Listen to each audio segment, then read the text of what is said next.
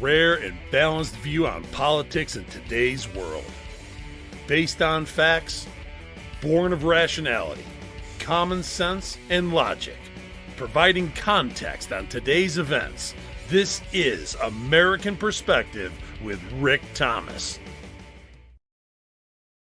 Hello, everyone. We have breaking news. Very little details, but it's going to be messing up with the planned show for tonight. Apparently, there was a suspected attempt on the president at the White House Correspondents' Dinner. The president, the first lady, the vice president, and the second lady, as well as many other key figures of the cabinet, are being reported as having been successfully evacuated. There are some questions, early reports of a rifle, somebody that came in with a rifle, and that there are early reports that the individual has been taken down. So I don't know for sure. There was reportedly by an eyewitness on the scene. I'm keeping an eye on C-SPAN here, but there was an eyewitness at the Correspondents' Dinner from C-SPAN who reported hearing 4 booms that were outside of the correspondence room. And again, early details are very sketchy in terms of what is going on here. It appears that they may be attempting to restart the Correspondents' Dinner. So I mean, it looks like they're kind of resetting. There was a period of time where people were taking cover under the tables and the ballroom, many people, there was some confusion. There is reports of heavy police presence, which, would be obvious. But I haven't seen anything else from this.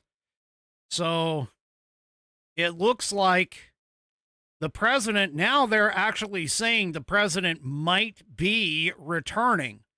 The president may be returning to the dinner. Well, I mean, let's face it. Trump did stand up after actually getting shot and said, fight, fight, fight, and was looking to stay at Butler, Pennsylvania. When he was shot, and they rushed him out. So, anyway, apparently there was an announcement about 10 minutes ago. They were trying to get all the reporters to lead out the door. Many of the reporters did, but as that was happening, one of the members of the White House Correspondents Association said the dinner will continue.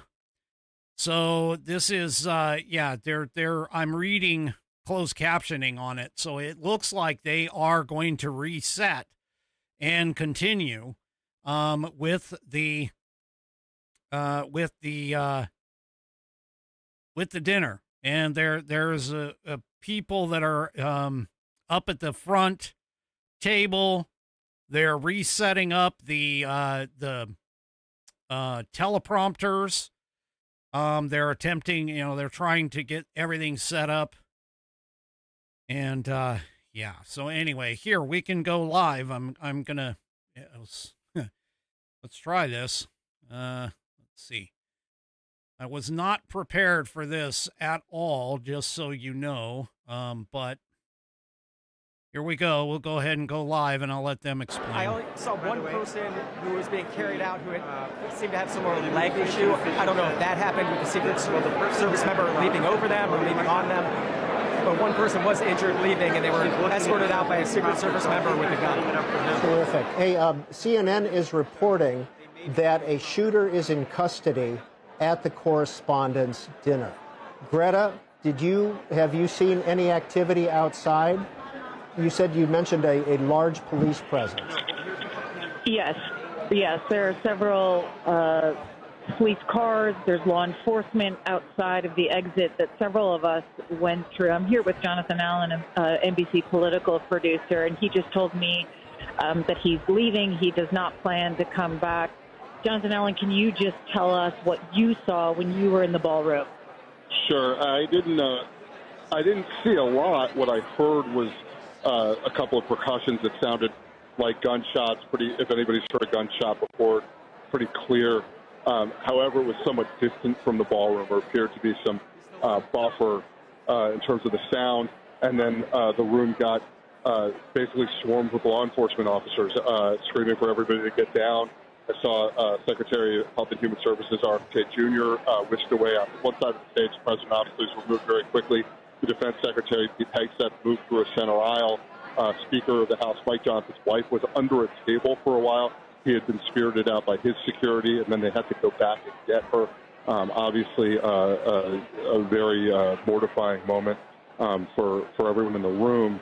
But very difficult to see what happened, in large part because it appears to have happened outside of the ballroom that everybody was in. And Greta, I'm going to give it back to you. Peter, as you just heard from Jonathan Allen, from his perspective of what happened when this all went down this evening, numerous people have been filing out and don't appear that they are going to go back in. We heard from Weijing that they will proceed tonight. However, folks have left and they don't intend to come back. So we'll see what the attendance looks like if indeed they continue with tonight's program. Greta, thank you. Stay on the line. Mike Dubke, you called it, it sounds like, when you talked about the measuring of the teleprompter and the seal, because it sounds like the president may be coming back. I am going to be highly surprised if the president comes back, but, you know, just as he performed in Butler, you know, this president seizes a moment, but that seal being still there and the measurement, I mean, that is very typical of getting ready for a presidential address and a speech. But generally, you know, you'd see, and it was interesting, you watch, the president was taken out, and then the cabinet secretaries, and then there is a hierarchy in Washington when it comes to emergencies such as this. And you also heard, you know, the service protects the principals, and sometimes spouses get left behind, and it's a terrible, terrible thing that happened. But you know, the security performed the way they needed to. And Greta, we will continue to check in with you if you find anything else outside of the Washington Hilton. But let's check in with John McCardle. John is still in the ballroom. John, you're on the phone with us, correct? I can hear you. All right. So, what do you got for us? Peter, so we've turned our camera around 180 degrees. Before you were looking at me towards the emptier side of the room. You can see behind me that most of the room, most of the reporters and the folk here are still waiting around. The folks sitting at the door when the Secret Service initially came in and said, everybody out. Yeah, Peter. John, just keep your head still because you break up every time you turn your head. So just look at the camera, okay, and just talk to us. So, Peter, behind the stage, obviously, so this side of the stage from what you're, as you said, they haven't taken the president's plaque off the podium, and there's been some movement on stage. There's been no movement, I'll say, at the dinner tables. There have been some of the wait staff that has come out and removed the salad course. I don't know if that means they're going to continue serving with the course, but if they're doing that, it's maybe a sign that they plan to continue with the dinner, and we're just watching what happens here. Okay. Karen Bohan, listening to all of this, I mean, what would you be doing as a journalist right now? If you were caught in that room, or would you have gone to the bureau, gone out of the room? So I would have stayed in the room because, you know, in the room is where you're going to get probably more facts and find out what happened. You know, one of the things that a lot of journalists are doing is, I'm sure, talking to people who might have been in other parts of the hotel where they might have seen something happen, because the noises that we heard were muffled, and figuring out exactly where they came from. Yeah, and again, I'm looking at the CNN banner saying that Trump is safe after shooter in custody at Correspondents' Dinner is what CNN is reporting. I haven't seen any further news beyond that, but it was maybe 45 minutes ago now that the dinner was just getting started. They were, as we know, getting their salads. Oz Perlman, the mentalist, was talking with Mr. and Mrs. Trump on the podium. Let's watch what happened again.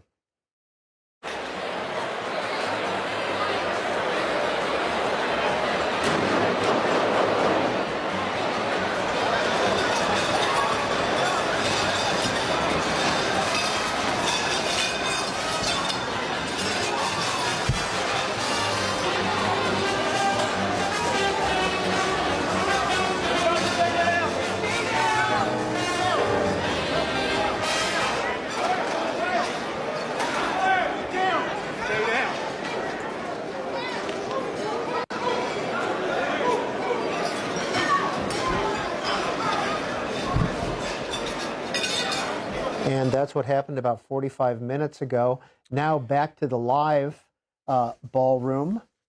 Let's see what's happening up there. Nope, people are still talking on the phone. Nothing is moved yet.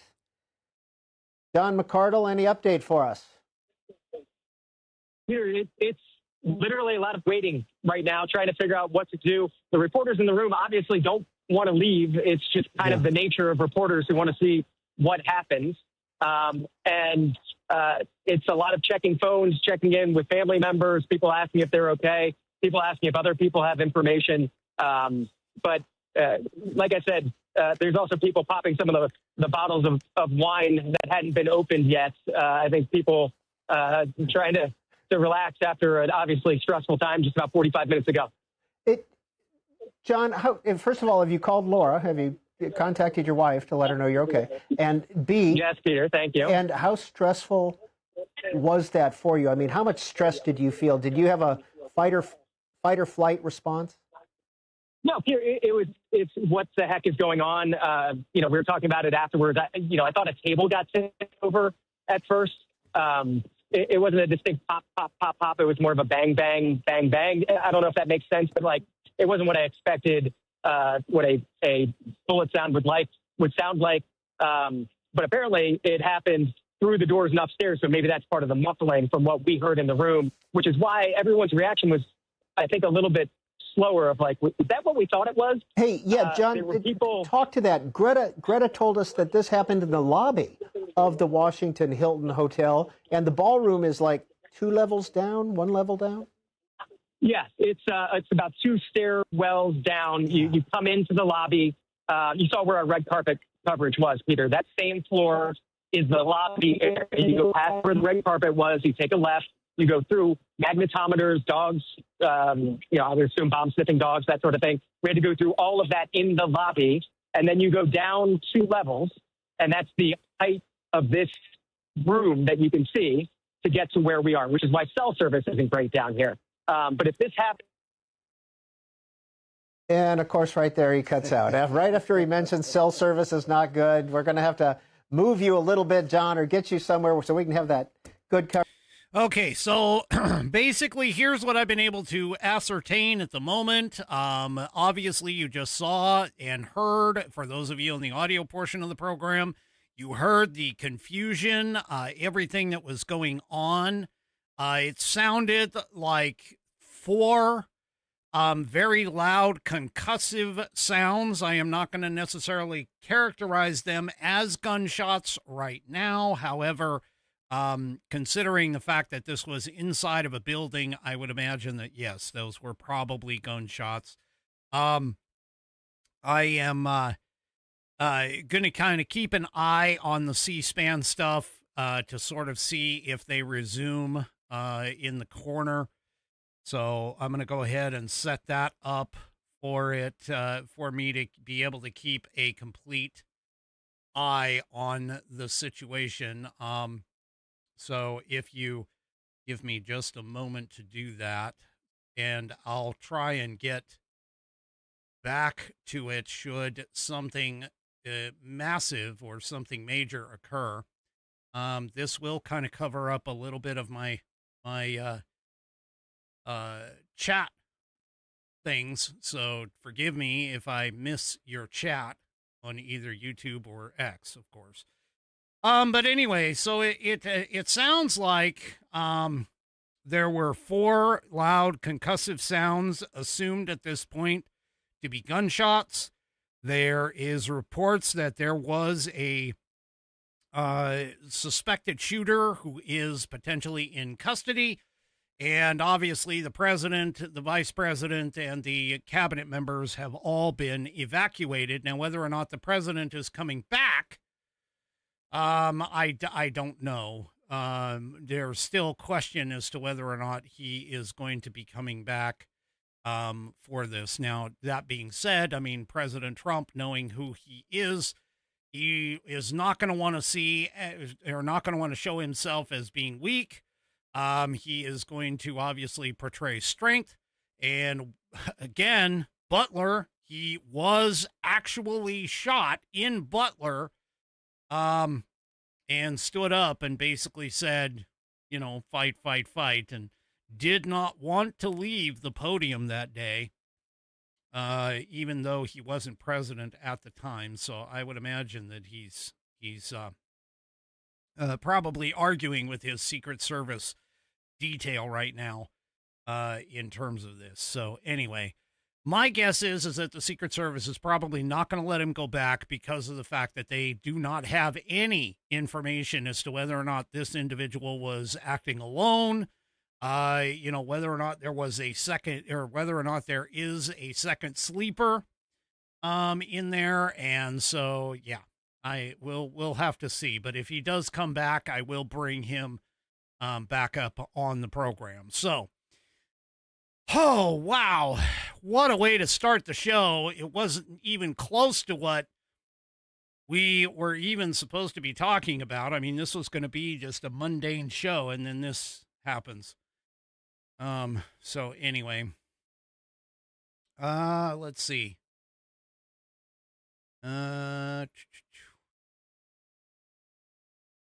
Okay, so they are apparently the police, just letting you know, apparently the police are not allowing people to go to the front of the hotel. They are being asked and told that if anybody wants to leave, they have to leave from the back. So apparently that is where, toward the front of the hotel is where this is potentially been occurring. Many of the attendees apparently are not planning to go back in. Fox apparently is now reporting that the president may be returning to the correspondence dinner. CNN is now reporting the same. Again, I'm just going to be really surprised for that. And I'm kind of reading the closed captioning here. There are ambulance, fire trucks, vans, cars. They're all over. They're asking if the motorcade is coming up. Whether or not Greta, one of the reporters on scene, can actually hear. Well, okay, if this is happening right now, let's go ahead and I'll take you back live to this. And we'll take a listen to what's going on live here from C-SPAN. I had heard from some of the folks in the room is that the president didn't actually leave, that he does want to come back, and that he's still somewhere in a secure area. Here, again, that's part of what's happening in the room. I'm also joined by Jasmine Wright. C-SPAN viewers know Jasmine well. Jasmine, do you want to talk about what you know at this point and what you've heard? So what we know is that we were seated on the upper rim of the ball, and we heard a succession of pops. It sounded like we saw pops get down to the ground, and after the shots played out, he was fired. And I saw my coach, and he had to get evacuated. So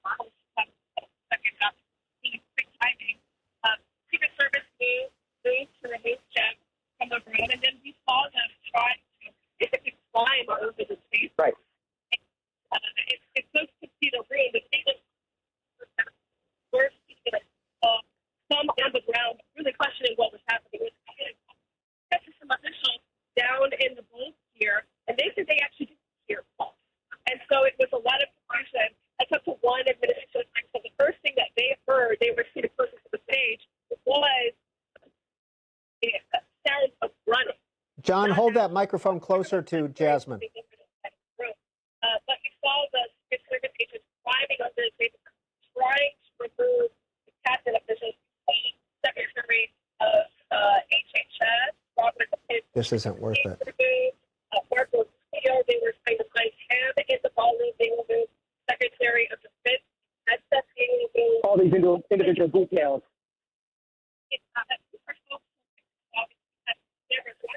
But it both felt like it happened so quickly, and also it took a lot of time because of the position of the table. Have you gotten any information more than we've heard from Wei Zhejiang about this continuing? What we know was the announcement saying this will continue in some way, and we've also heard that the president wants to come back. There's still seems some say that he's trying to come back. But obviously, I think the one administration official still left in the room tonight who said that whether or not he does come back, because it's conservative, they believe that he wants to come back because it's about his third assassination attempt, and this would be a moment for his president show a very the question is whether or not he's going to back in the room. John McCardle. It would be okay, whether or not John McCardle, I'm afraid we're going to have to lose you.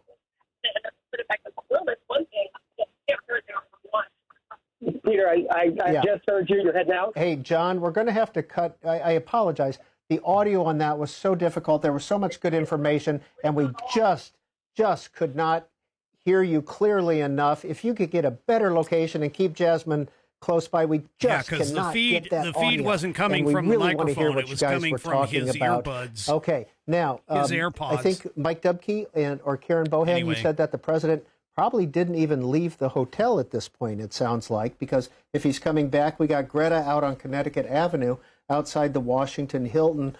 Greta, any update for us? Hey, Peter. I just tried to walk onto Connecticut Avenue, was told that is all off limits at this moment.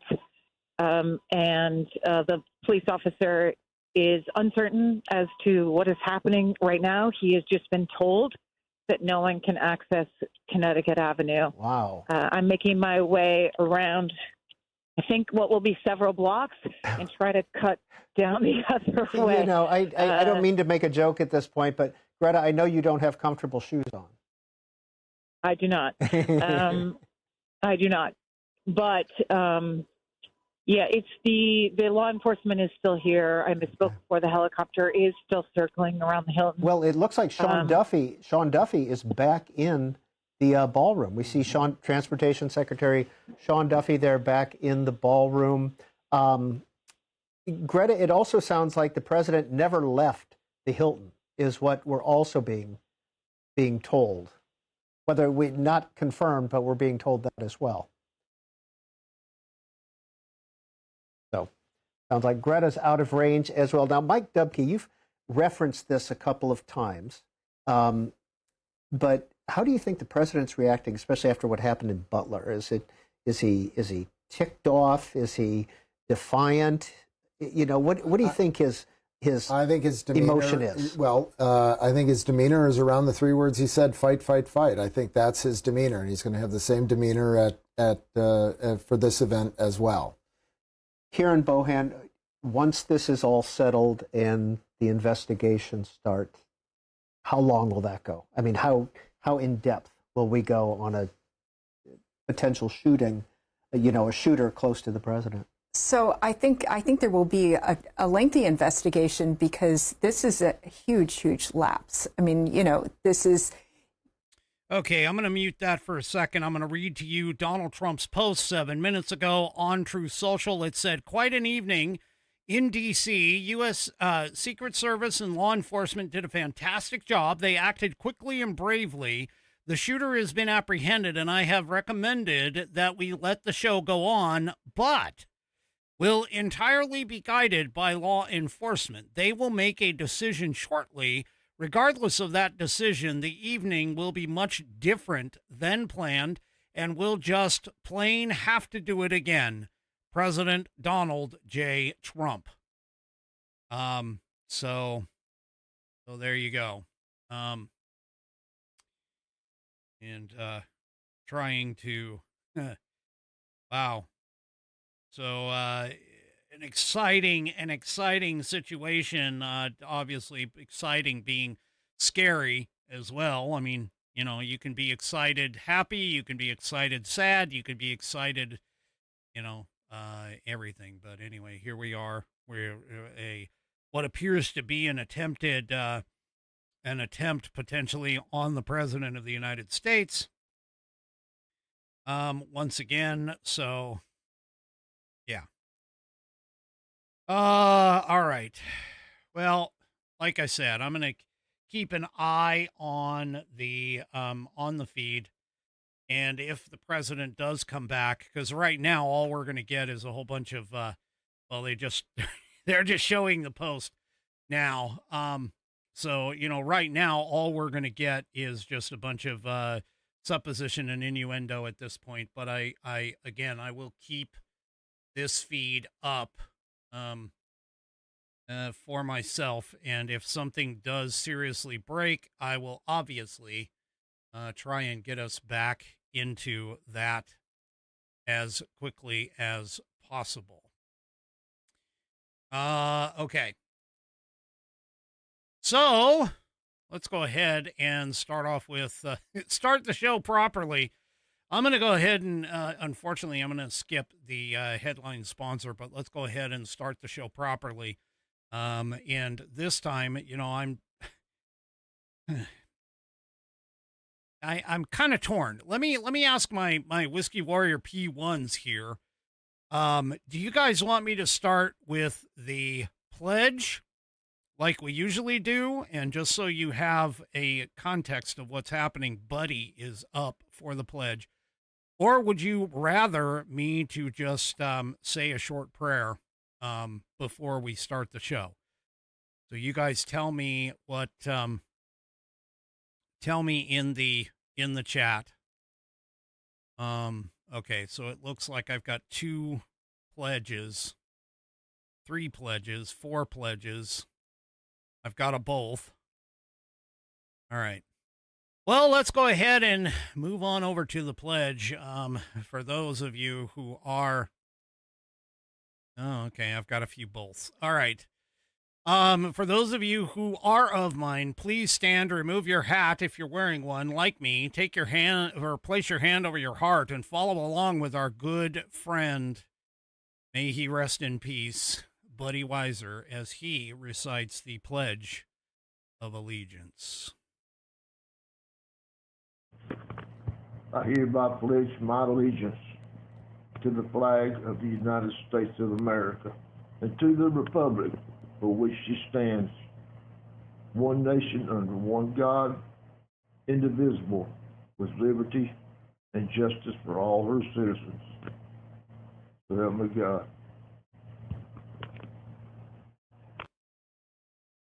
And, of course, I thank you, Buddy, for that wonderful rendition of the pledge. Given the magnanimous situation that's going on, let's go ahead and offer up a prayer. Dear, please join in with me. Dear Heavenly Father, we thank you for the swift action of the security details and the law enforcement agencies that were able to swiftly bring a very tense situation and possibly even dangerous situation to a swift end. While we don't understand the motivation of the individual and whether or not, at this point, whether or not they are still alive, we do pray, regardless, that you keep him safe within your loving hands and either show him the error of his ways or, of course, if he has passed, that you carry his soul to whatever position or whatever place that he goes to. We thank you, dear Lord, for being able to protect our First Lady and of course all of the cabinet members and their first ladies and all of the civilians that are there at the White House Correspondents' Dinner, because evil acts like these are not part of your plan for us, dear Lord. We thank you for your presence there to protect and keep everyone safe. In Jesus' name we pray. Amen. All righty, folks. I'm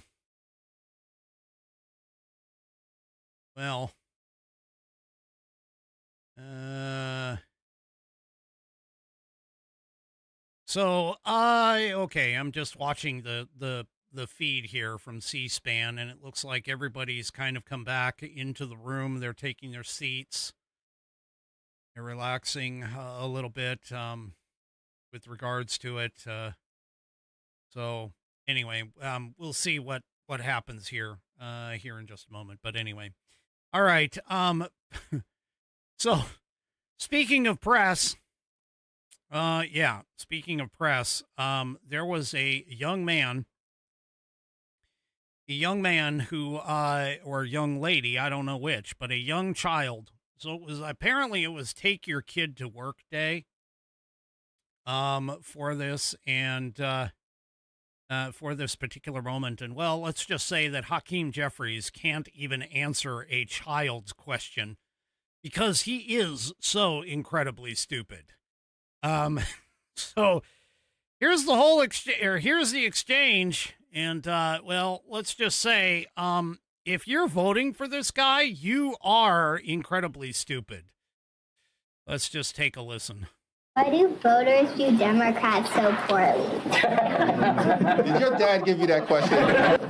It's a great question. In that, I'm going to have words with you after this, Mono. There's a frustration with Congress.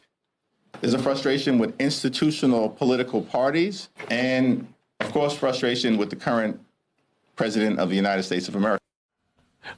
Was there an answer in there, Laura? I mean, if you have children, the first thing you want to teach them is answer truthfully when asked a question, right? Hakeem Jeffries is snaking his way through institutions and the president. No, that wasn't a question. Why are Democrats viewed poorly by the voters? No good answer. All right, Raymond. Well, that's correct. There is no good answer. There's a reason why there's no good answer, because the Democrats don't have a plan. They don't have a platform. They don't have anything that honestly would interest any kind of voter right now, and definitely not the American people. So here's the thing, folks, and this is the truth. Democrats have nothing to run on. But I can tell you, there is clearly a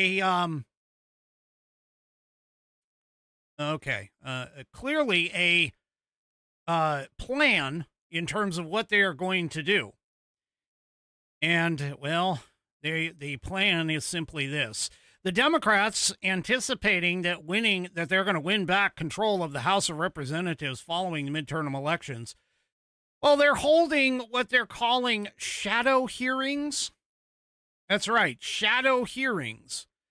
And they are reportedly pushing to build a case for impeachment. Yeah, that's what they're doing, is they're building a case to impeach the president a third time. According to Axios, a cohort of resistance-minded House Democrats has banded together to urge their party leaders to start prepping for impeachment, prepping for impeachment proceedings on day one. Day one. Yeah. So if you think these idiots are going to do anything for you or the American people or tackle anything like, affordability, the situation in Iran, so on and so forth. I mean, seriously, they don't care, The only thing the Democrats have to run on is get Trump, and that is exactly what they're going to do. So Democrat Representative Delia Ramirez gave the game away a little bit in her conversations with the outlet of Axios. She said, "This is something I keep saying to our leadership. We need to have very concrete, coordinated strategy." She added that her colleagues need to build up the case so that when we are in power in January and we've created the conditions, we've done the fact checking, we've done the shadow hearings, everything we need to be able to impeach Trump. Yeah. They want to spend, essentially, she wants the party to spend the next 9 months up to the midterms, not bothering to try and better the lives of her constituents, lower costs to Americans, cut taxes, keep the border secure, reduce crime, but rather prepping for an impeachment effort that will likely serve to do nothing but be full of theater. Because there is a zero chance that they're going to get a 2/3 majority in the Senate for conviction and removal. Yeah. Even on the off chance that they gain a small advantage up there as well. Yeah. Democrat Representative Yasmin Ansari concurred, telling Axios that the push for impeachment is going to be overwhelming if the Republicans lose the House. So there you go. Representative Shri Thandar, you know, that idiot who wanted to get 15 minutes of fame. Yeah, he and his hairpiece or whatever.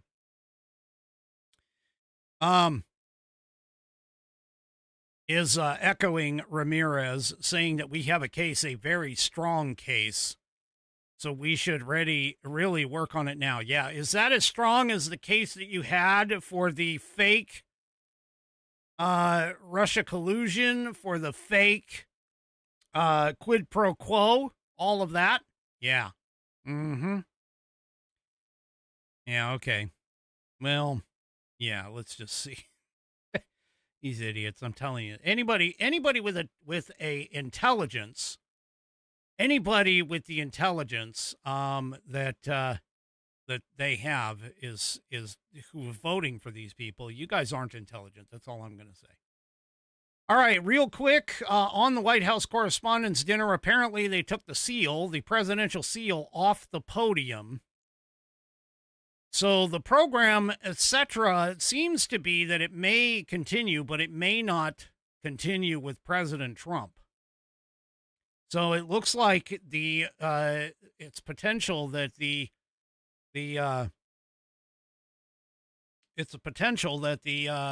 what do you call it? The Secret Service won out and has now. Okay, so latest Trump Truth Social. 2 minutes ago says law enforcement has requested that we leave the premises consistent with protocol, which we will do immediately. I will be giving a press conference in 30 minutes from the White House press briefing room. The First Lady plus the Vice President and all the cabinet members are in perfect condition. We will be speaking to you in half an hour. I have spoken with all the representatives in charge of the event, and we will be rescheduling within 30 days. President Donald J. Trump. So there you go. He is leaving and will be speaking to the American people here in 30 minutes. If I find that, hopefully it's going to be on the White House page, but if I can find that feed, I will cut to it when he does start speaking. And I'm sure it'll be on like Rumble or something like that, or my faithful unofficial producer and all of my Whiskey Warrior P1s will go ahead and kick it off, and do all of that. So yeah, we'll see what we got to go. But anyway, well, there you go. All right. So it looks like there's somebody standing at the podium saying that law enforcement, just basically confirming what True Social said, and she's reading it. So, well, there you go. All right. Nobody has been hurt as a part of the cabinet and everybody else. There's some applause. So, here you go. All right. And I'm going to try and. So apparently it sounds like from that True Social post that he actually did not leave the premises, that he was going to try and come back. Which again, doesn't really surprise me. This president is, he does happen to have some balls. Real good ones too. But anyway. All right. Well, I'm going to keep going until I see the president pop up. In fact, I think I'm going to pull off of C-SPAN and we'll probably go to, let me see. If I go to I'm going to try. This is usually what a producer, an on-premises producer would be doing. But let me just see if I can pull up the White House. And I'm a one-man show. So, White House. Here we go. See what this shows.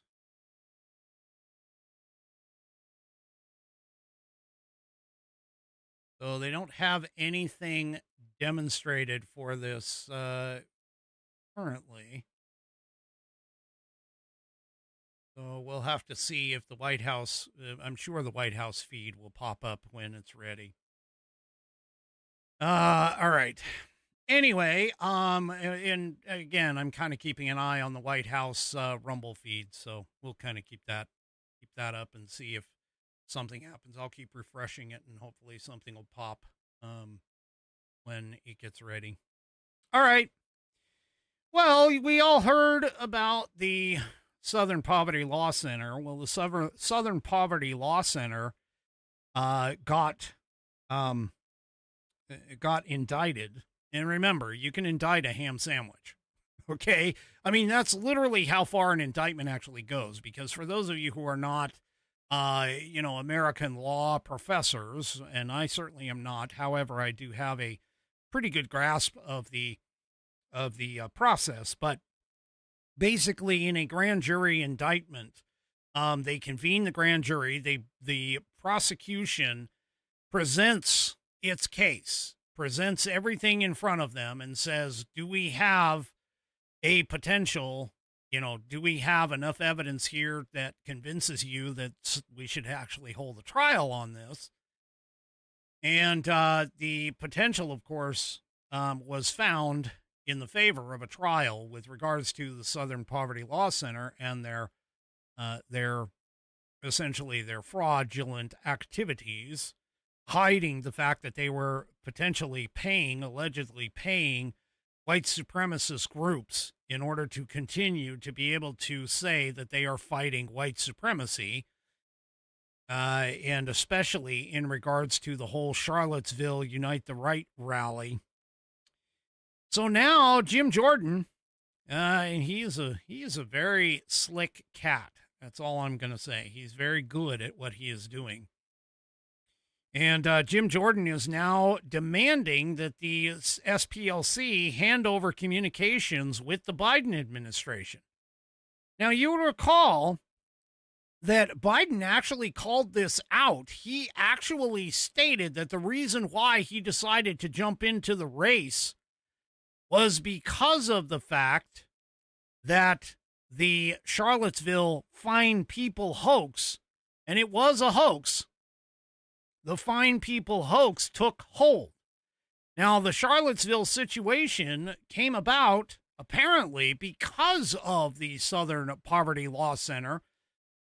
At least that's the allegations that are in charge here, that it came about because of the SPLC. And so Jim Jordan is wisely asking, hey, you know what? If the Biden administration colluded with the SPLC in order to create this hoax. What are we talking about here? Well, we're talking obviously about, in my mind, suggested sedition, potentially treason. I mean, pretty much what the Democrats have been doing all this time anyway. And so, therefore, I'm just saying, hey, got to overturn or, dig under, look under every single rock that is available for this absolute wicked, horrible situation that the Democrats have put us in. And, again, I can't even imagine if all of these people are colluding to essentially do what I believe they have been doing. I mean, this is essentially a very large conspiracy that borders upon treasonous, treasonous actions. And especially, yeah. So anyway, especially if it was all coordinated by none other than the Biden administration.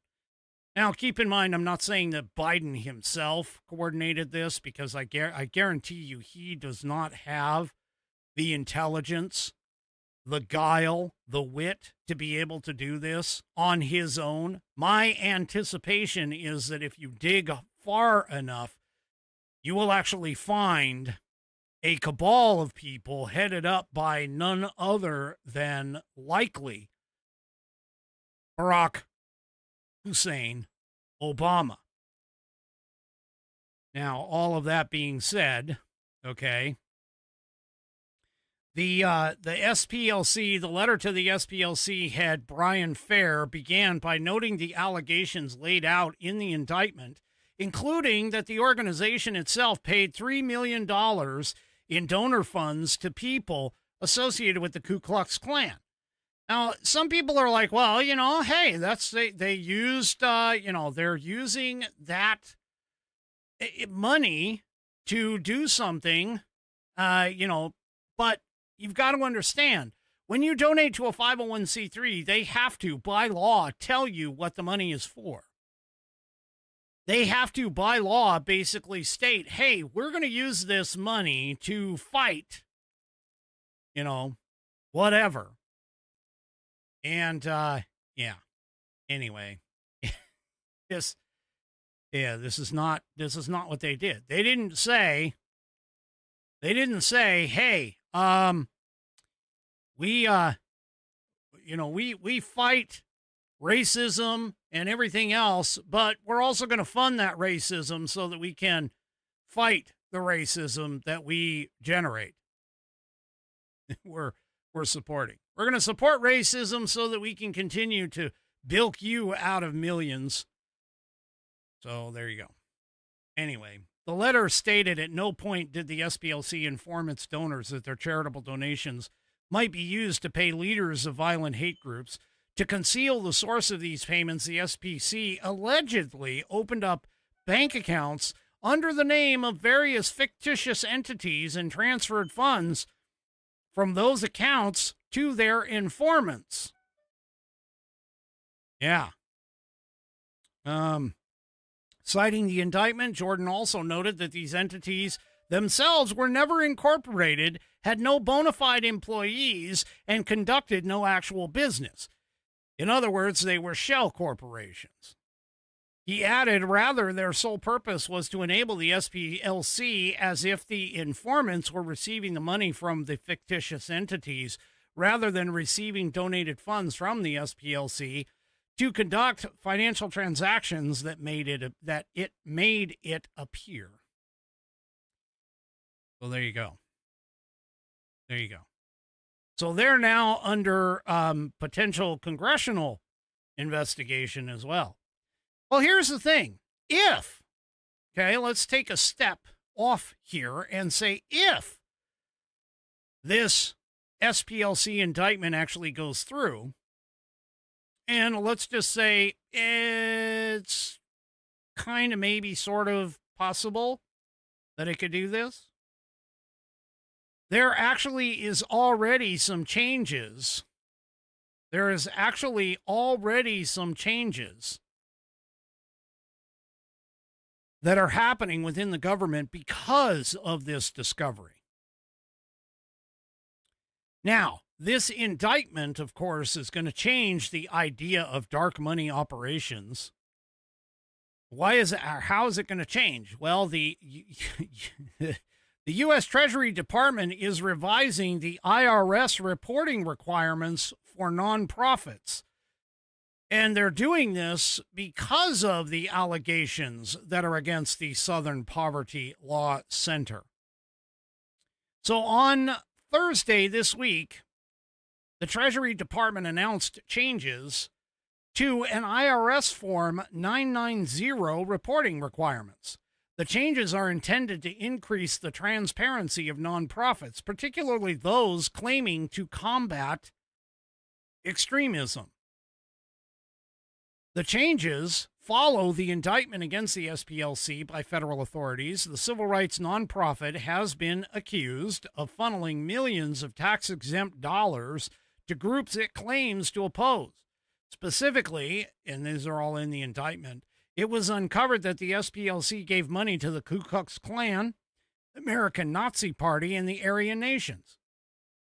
In 2024, the SPLC reported $800 million in assets and $129 million in revenue. Wow, that's a hell of a nonprofit organization. Anyway, the organization claims the funds were used for intelligence gathering, but the Department of Justice, of course, revealed that the funds were spent on leaders and organizers. IRS Form 990 is an annual return that most nonprofit organizations within the U.S. need to file in order to provide the IRS and the public with an overview of their activities. The form allows organizations to obscure donor identities and payment recipients, potentially acting as a loophole for misuse. Well, it looks like the IRS may be changing that. Good things happen to things that are bad. Sometimes good things happen. So there you go. All right. I still see nothing on the White House Rumble page just yet. So we'll keep you apprised. I don't know how much longer it is until Trump did say 30 minutes. You see if he's updated a Truth Social post, because obviously that's the best way to keep up with the President of the United States. No, granted, it was about 20 minutes ago. So it's 17 minutes. So we're looking about halfway through. So hopefully it'll be coming in the near future. So anyway.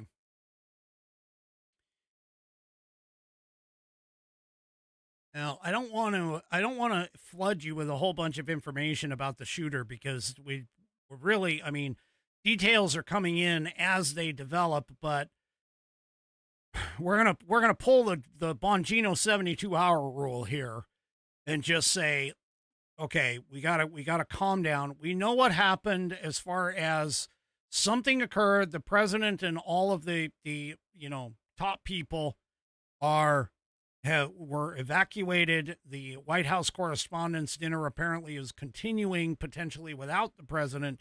There is police presence at the hotel that this was happening.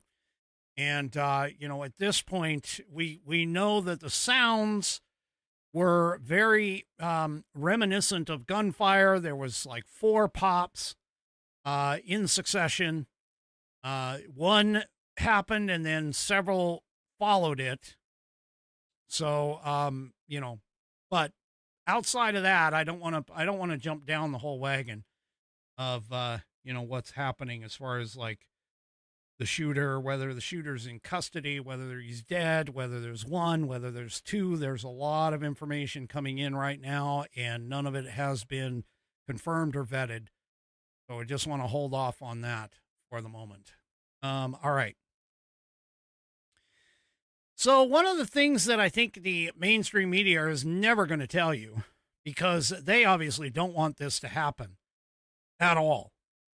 But, not too long ago, J.D. Vance was actually put in charge of a fraud division.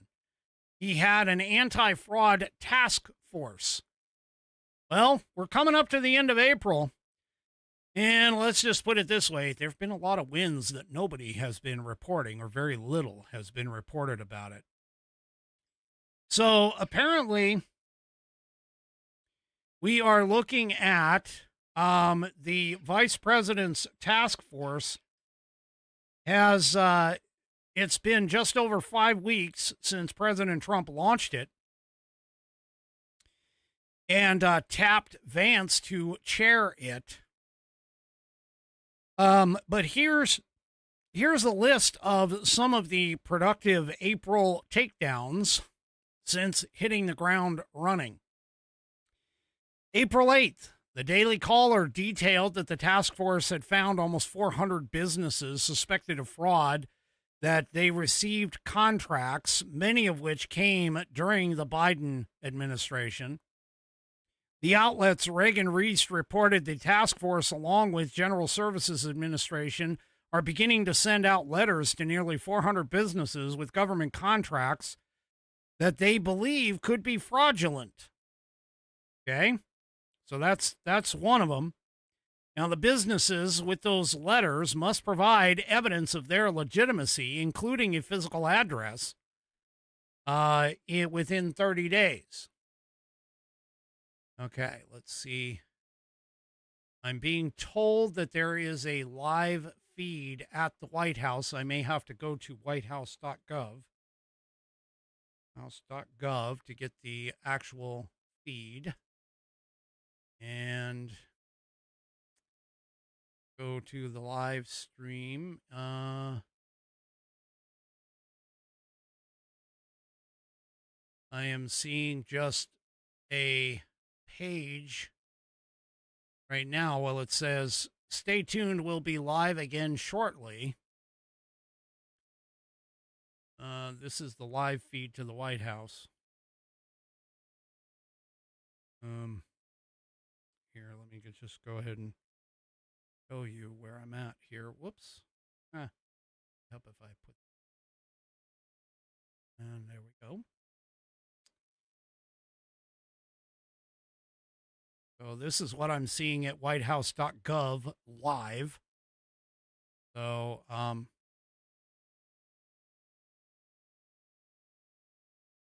this is the live news. There it is. So we'll have to hold here. I'll keep this up. It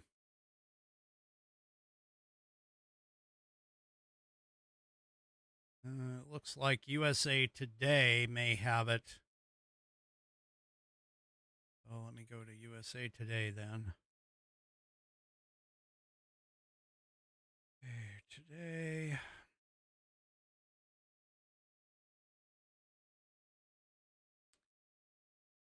And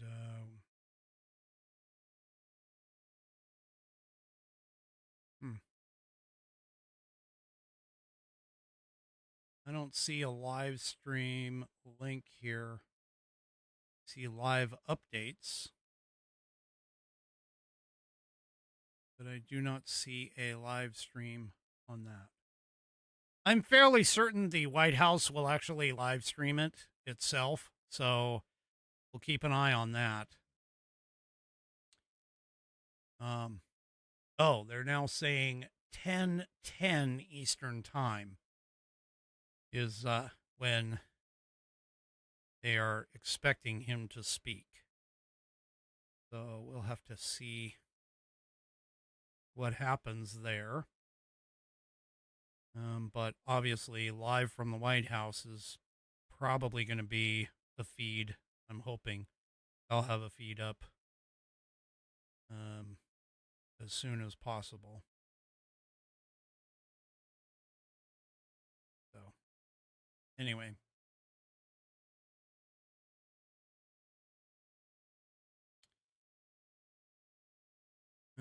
Okay, so we're looking at about 10:10, so in about 10 minutes. All right, so I will pay attention. I'll try and pay attention to that. Let me move that up here. Get out of my way so that I can see what else is going on here.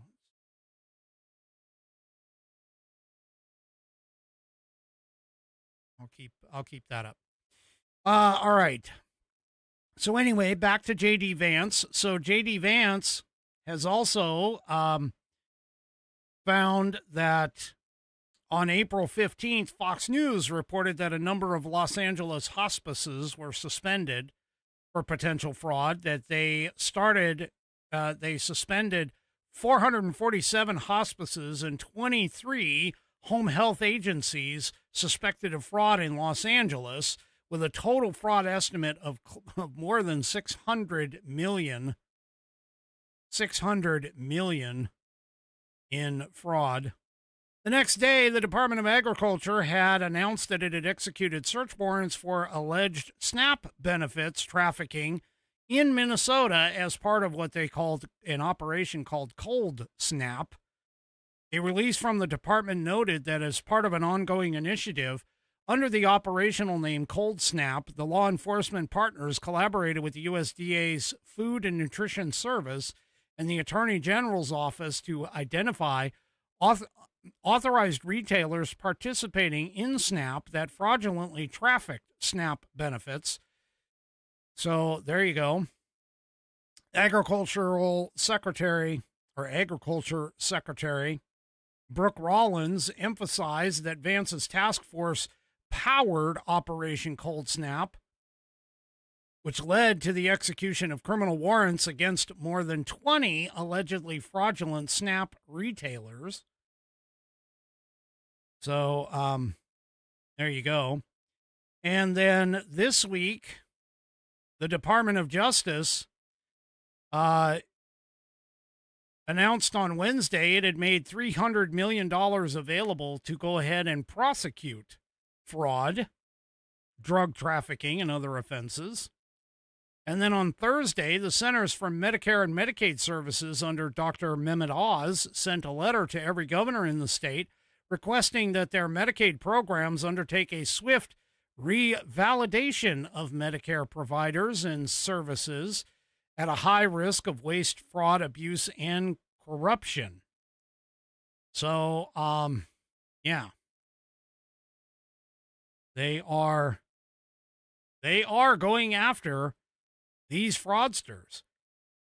And outside of this, the Small Business Administration has now cracked down, according to this piece in Newsmax, has now cracked down on $22 billion in COVID fraud. $22 billion in COVID fraud. The SBA has referred 562,000 suspected fraudulent pandemic-era loans totaling more than $22.2 billion, that's with a B, to the Treasury Department for collection, according to the agency. So there you are, folks. This is the movement. This is the stuff. Believe it or not, this is the stuff that conservatives had been asking for.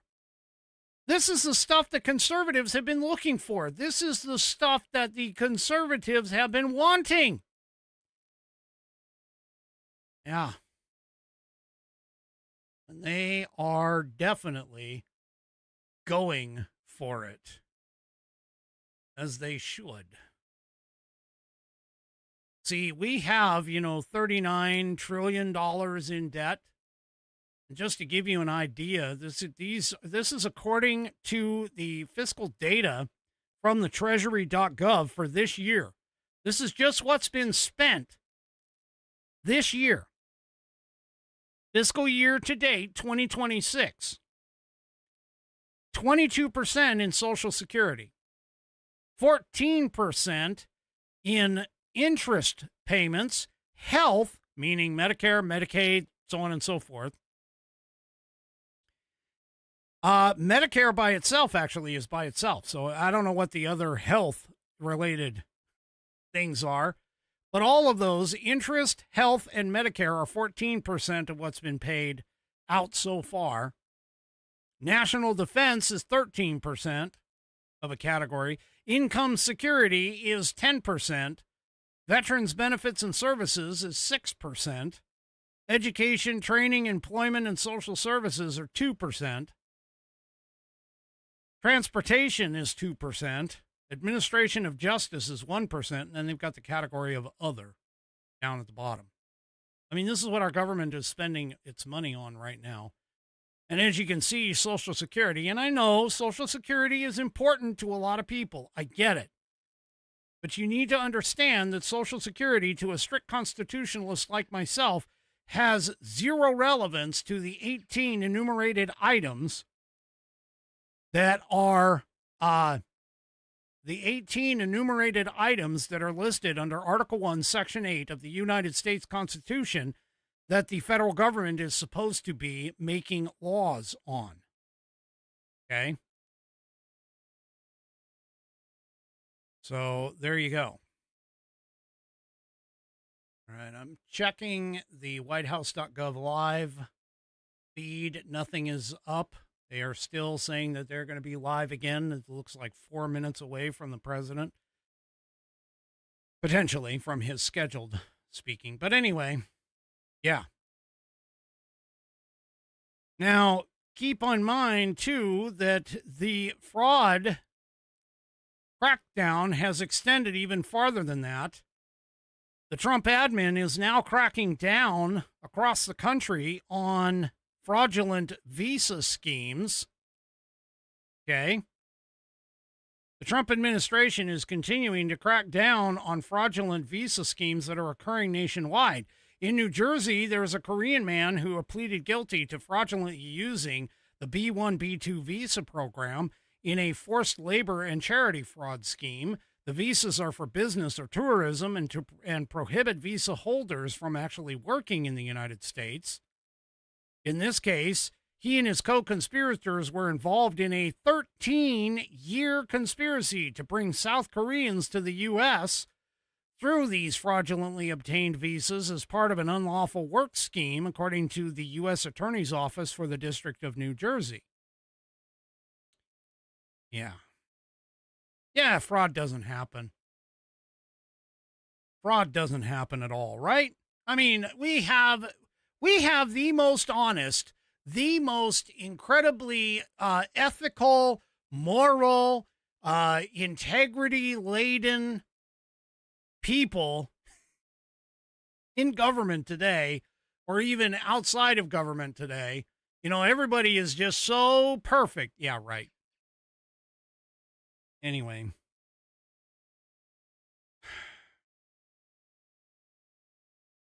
I can't even believe it. There's another case in Missouri. A Nigerian national was sentenced to 3 years in prison for student visa fraud that was used to perpetuate a Nigerian romance fraud money mule scheme. Remember those Nigerian princes? Yeah. Anyway, money mule scheme and wire fraud, according to the U.S. Attorney's Office for the Eastern District of Missouri. This guy pleaded guilty to using counterfeit academic transcripts and other information to obtain student visas from the University of Missouri. Yeah. Anyway, he also obtained taxpayer-funded stipend and tuition waivers worth more than $49,000. He used this money to his fraudulently obtained student visa to obtain a Social Security card, which was used to open a bank account fraudulently, rent an apartment, and obtain a driver's license. You see why? This is exactly why, folks, why we have to have the SAVE Act. See, the left tells you, oh, no, people aren't registering to vote. I guarantee you the National Voter Registration Act, 1993 so-called Motor Voter Act, allowed that guy to register to vote. So, yeah.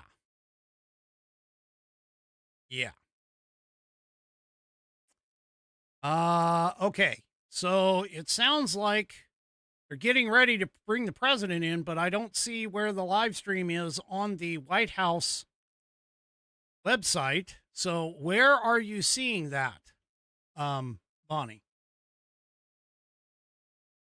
And I will go there, because it doesn't seem like the White House is actually doing anything with it.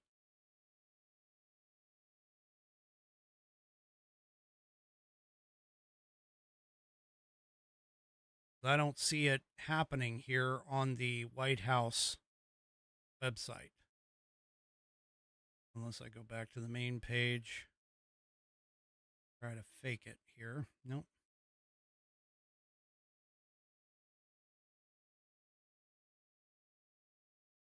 Okay, who is Matt Morse? I have no idea who Matt Morse is.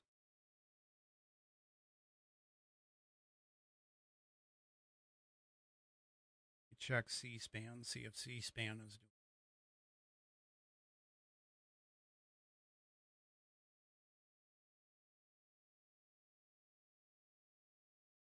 doing. cspan.org.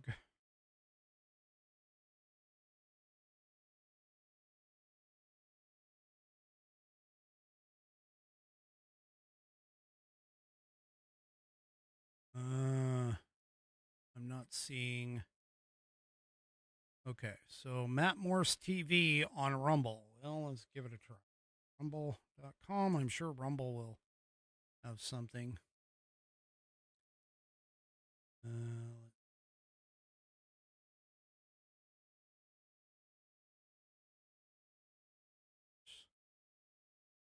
Okay. Looks like he's got two.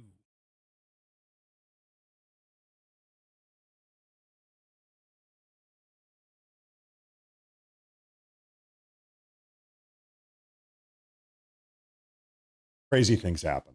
That is what happened here. Yeah. Newsmax. All right, I'd rather do Newsmax than these guys. So newsmax.com. All right, here we go.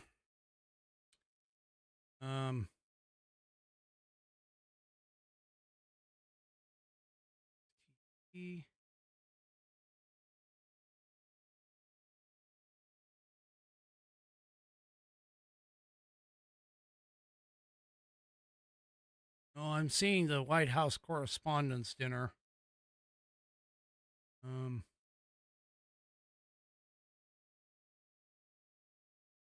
to make sure that we catch the president here. It's kind of interesting that the White House isn't set up and like kicking off the live stream.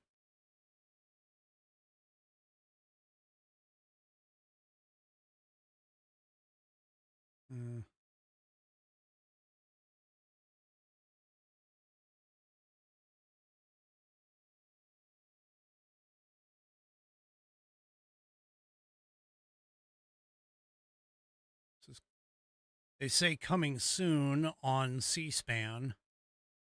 So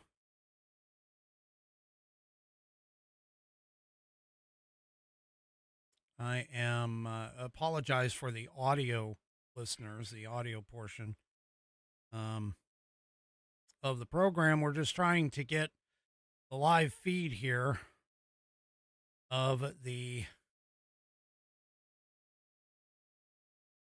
trying to get the live feed.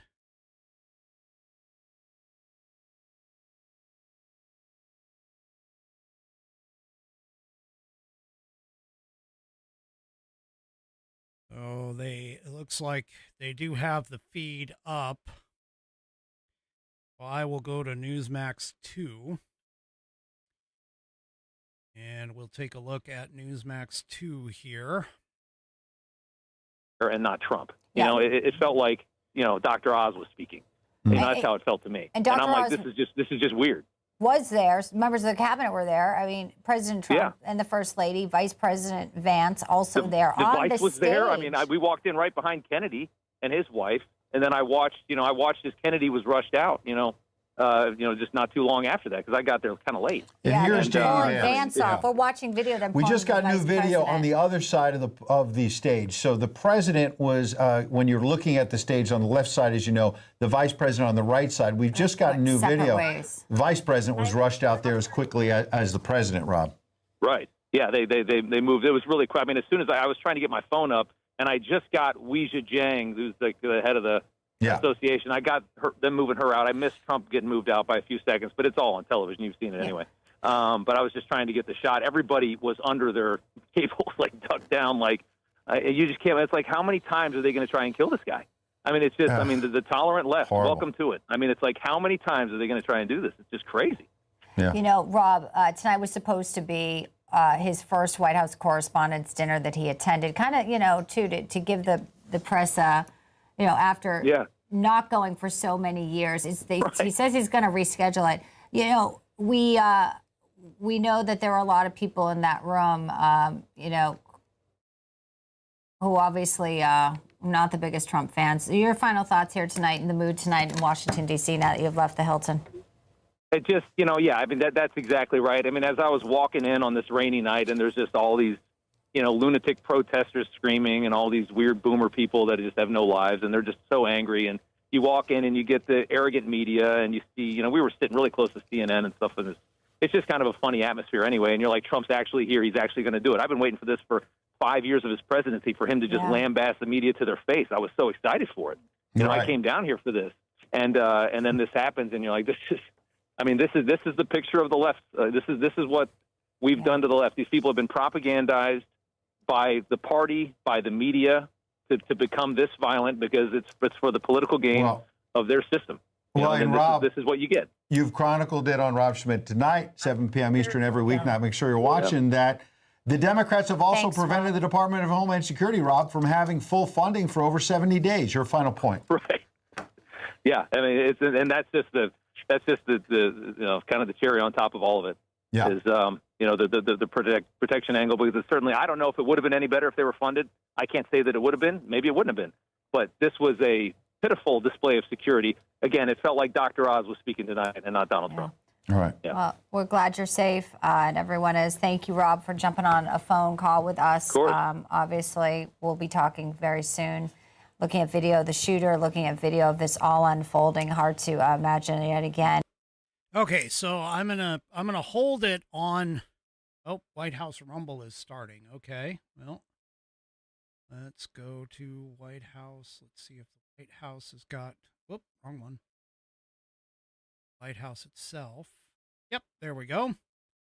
I would prefer to do this one myself. So, yeah, because I don't need to hear all of the opinions from everybody there. So we're just going to go ahead and I'm going to hold here for this. And let's see. This is, there we go. So when it comes in, it'll break in and audio and video wise, and we'll see what happens here. But apparently, there we go. So obviously the president is behind.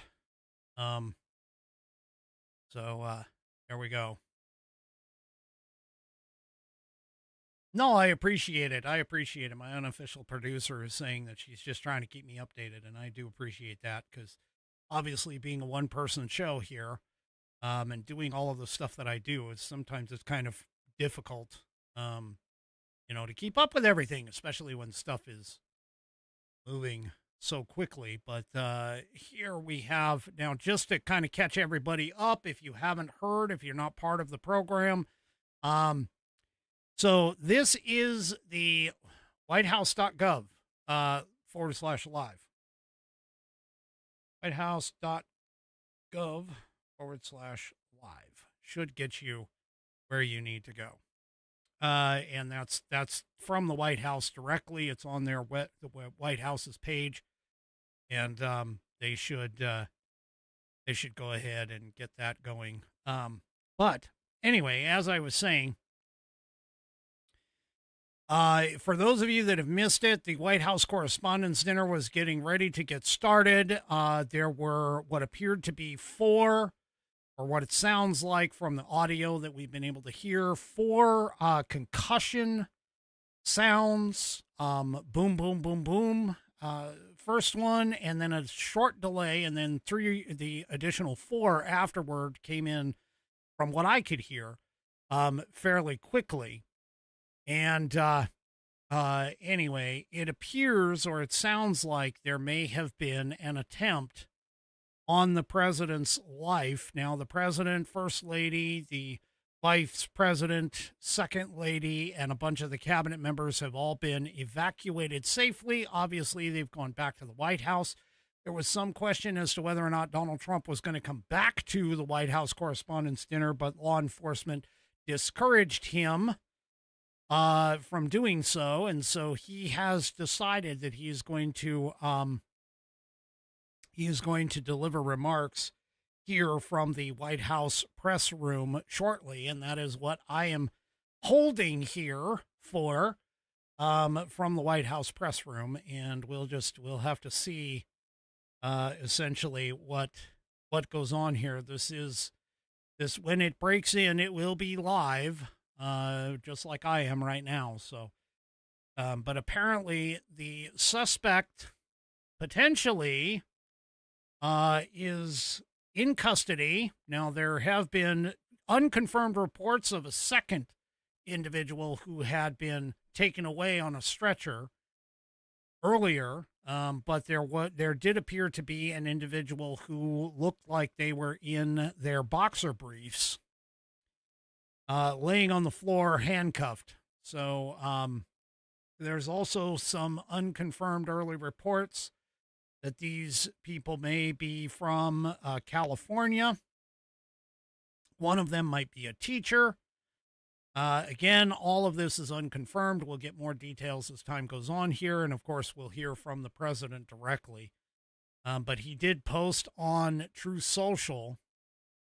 That he was fine, that the law enforcement and Secret Service did their jobs, and he was, very impressed by their ability to keep things, as safe as possible. So, there you go.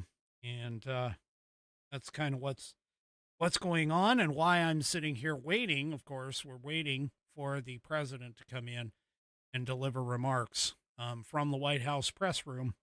He was scheduled to speak roughly 12 minutes ago, but obviously that hasn't happened yet. And as we know, I mean, he continues to, he shows up late. He shows up on his time.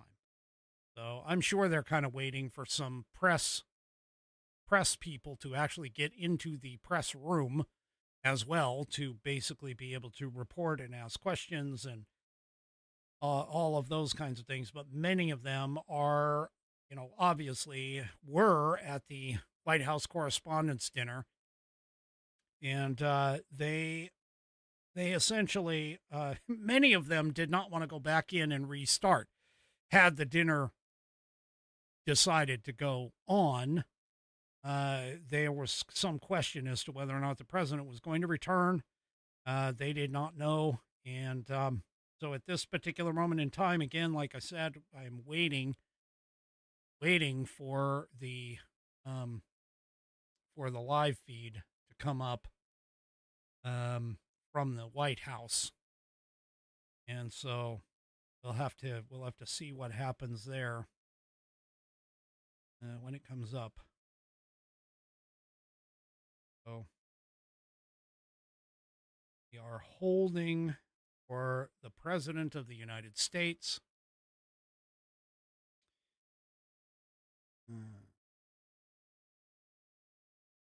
And I'm just looking right now, ironically, to kind of see where my wife and daughter are. They must be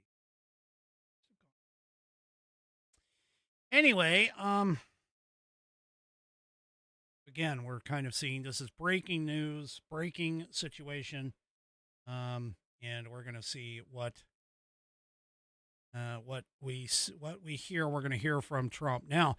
The video is a short video that I did see. I will have to say it was not obvious that the president, who was in a conversation with one of the entertainers who was at the White House Correspondents' Dinner, he was in a conversation. He and the First Lady were in a conversation with the man, and apparently they were not aware of the sounds until after people started reacting to the sounds in the back of the room.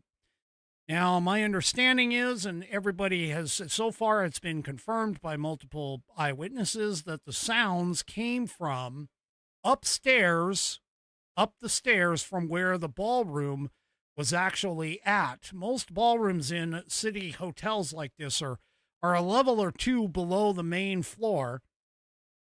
I've been in several. And so they apparently didn't hear the initial shots, but they did hear when the police had broken into the ballroom and were basically saying, get down, get down, get down, telling everybody to get down. And then, of course, you saw just before I moved over to the White House feed, you saw the Newsmax feed where they were showing how J.D. Vance got ushered out very quickly. And then Donald Trump was a few seconds later with what appeared to be SWAT teams, or a specialized weapons team from the Secret Service, more than likely, who were able to rush the podium, get in front of the president, and start to usher him out for it. And so it looks like he may be showing up here in a couple of minutes. We will keep it here to the begin shortly, the feed from the White House directly to see. But apparently I'm being told by another one of my Whiskey Warrior P1s that there is roughly 2 minutes until the president's speech. So we'll go with that. For those of you on the audio portion of the program, I do understand you may not want to listen to this entire thing. Just to be honest with you, I'm trying to fill in time here until we can try and get, or we will get the president up on the screen here from the White House feed, and the president will deliver remarks here shortly. We're hearing potentially 2 minutes, less than 2 minutes now, coming in. But again, just to reiterate, the shooter, or suspected shooter, is apparently in custody, and there was potentially at least one other person injured who was taken away by ambulance. Not exactly sure who that individual was. But at this point, yeah, no kidding. Gee, nothing fills the gap while you wait, like 1775 coffee. You know, it's kind of interesting. I was all set up. And we kind of got sidelined because of this active thing. But here, I'm drinking the Jefferson's Reserve, just to kind of fill in some time. Jefferson's Reserve, out of the It Takes Stones to Drink with Whiskey glass. So there's the stones in the bottom of the glass, and I've been sipping on it here in between all of this. And so, yeah. Anyway, once again, we're still waiting for the president to show up and start speaking. Yes, I know I have to drink. I've been talking for a little while, so excuse me while I take a quick sip.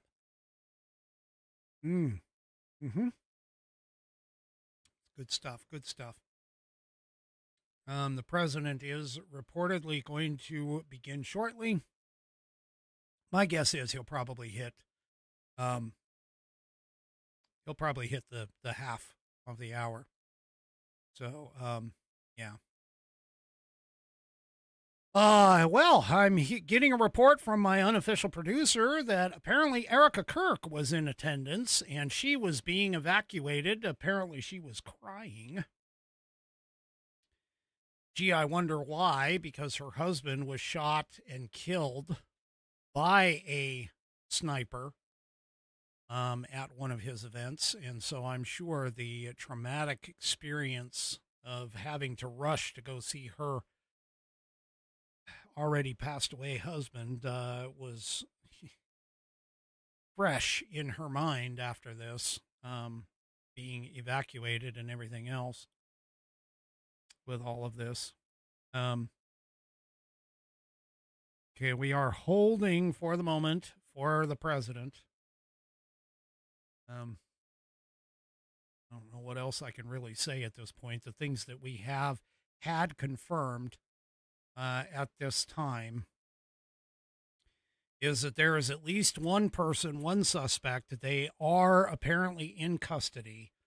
There were four loud concussive type sounds that had come from what appeared to be the lobby of the hotel above, 2 floors above the ballroom where Donald Trump and the rest of his cabinet were attending the White House Correspondents' Dinner. They sounded like gunfire. However, just to be clear, we do not have any confirmation of that. There have been early reports of a rifle being found or discovered at the scene. Whether or not that was actually, the actual weapon of choice, I don't know. To be honest with you, that would have been stupid. I mean, I'm sorry, but for all of the, and I'm going to digress here for a second, only because I gotta pull this off my chest. These people are stupid. Okay, let's just be clear on this. If you bring a rifle, if you bring a rifle into a building like this, close quarters combat, which, I mean, I've never been necessarily directly a part of, but oh my gosh, this scary black rifle idea that everybody talks about. No, you can't maneuver it very well. It's long. It's unwieldy in close quarters. Why do you think they have handguns? And I'm sorry, but not that I'm trying to encourage somebody to be able to do something like this, but that's ridiculous. Okay? Totally and utterly ridiculous. What? Nobody ever said that these people were intelligent, because they're not. They're dopes. They're dopes. Anyway. And by the way, the left pushing all of this, they really are. I mean, they've been pushing all of this with all of their rhetoric and everything else. Yeah.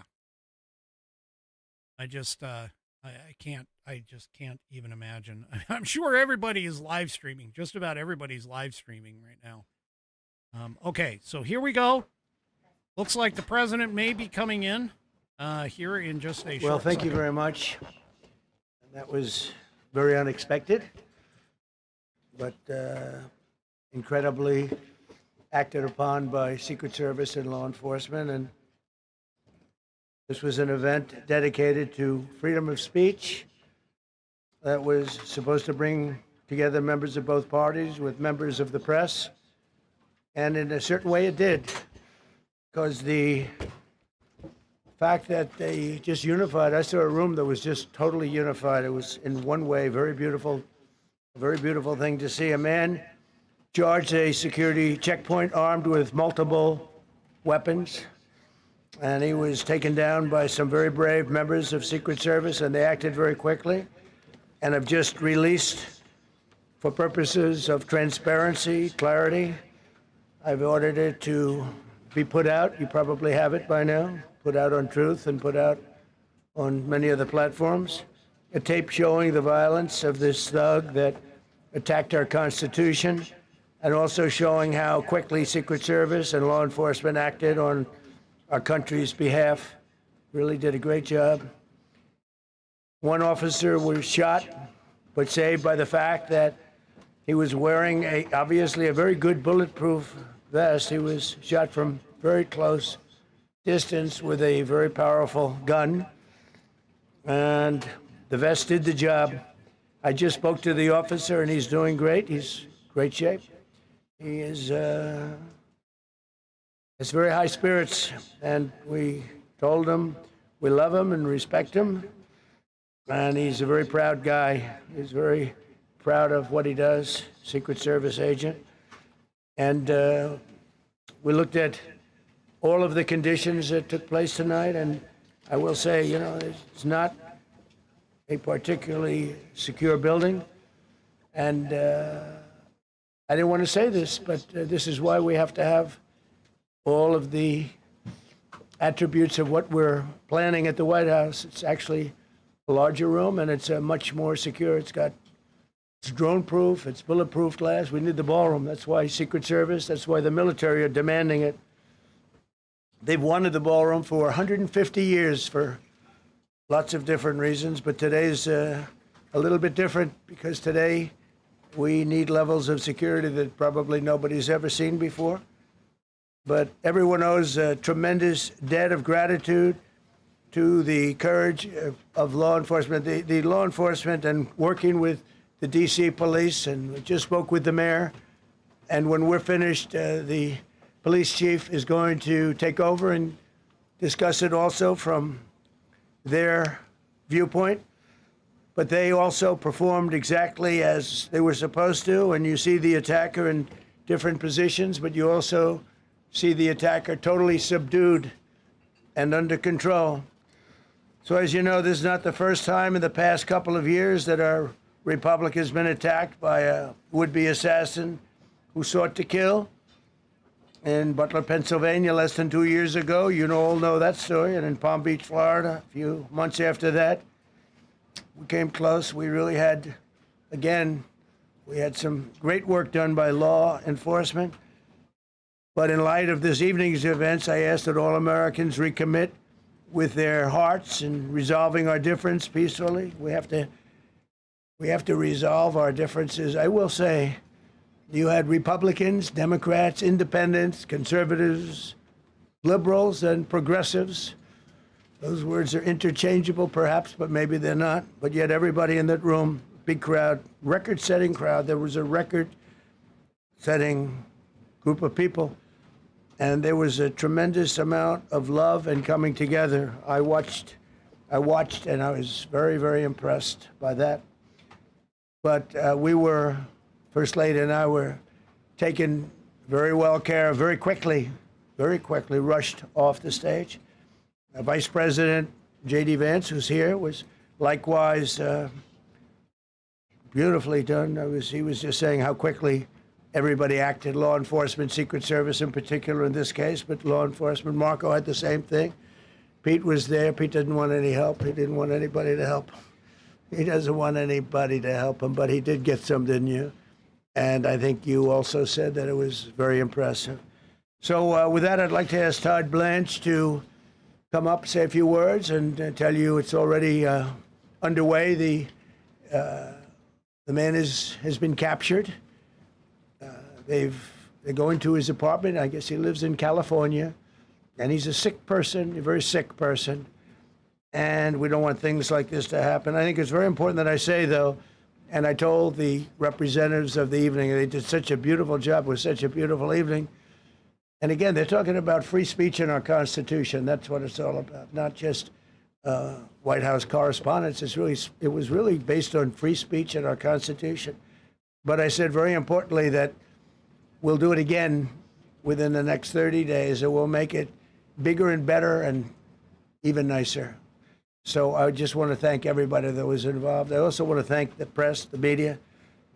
You've been very responsible in your coverage. I will say I've been seeing what's been out. You've been very responsible. So Todd Blanche, I'd like to say a few words, and then we're going to have cash. And then you're going to go on. We can ask, I guess we can take a couple of questions. I want to thank the First Lady that was a rather traumatic experience for her. There was a lot of action taking place up there very quickly. But again, the response time was really incredible. And we're going to reschedule. We're going to do it again. We're not going to let anybody take over our society. We're not going to cancel things out because we can't do that. We wanted to stay tonight. I will tell you, I fought like hell to stay. But it was protocol. They said, please, sir, because they didn't know there was a lot of action going on, and they didn't know could there be probably a lone shooter, but we'll find out. We'll find out very quickly. They have it very well under control. So I want to thank everybody very much. And Todd Blanche, please. Thank you very much, Mr. President. Tonight you saw the very worst and the very best of this country. You saw the very worst by the actions of that coward that the president just talked about. But you also saw the very best because you saw law enforcement do exactly what they're supposed to do. And you'll see the videos come out, I expect, very shortly, and you'll see law enforcement do exactly what we want them to do. And so I echo what what President Trump just said, that we are extraordinarily grateful and appreciative of the men and women of law enforcement that did their jobs tonight, including one who was injured. This investigation is ongoing. I expect you will see charges filed shortly. The charges should be self-evident given the conduct, but as you'll hear, there will be multiple charges surrounding the shooting, around the possession of firearms, and anything else that we can get on this guy. The investigation is obviously ongoing and just started. There is federal law enforcement already working on search warrants and doing their job, and I don't want to get ahead of them and don't want to get ahead of the work that they're doing even as we speak.